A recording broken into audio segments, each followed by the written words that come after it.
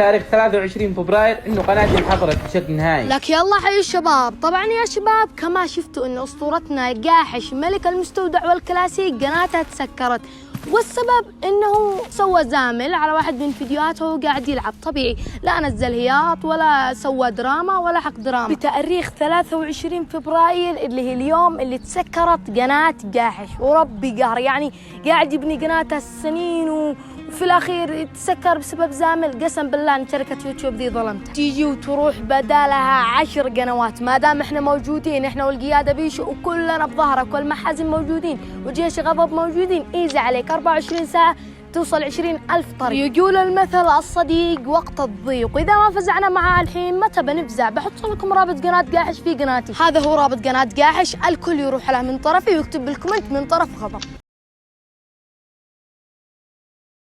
لا تقصروا معاه، فديت من قال تم.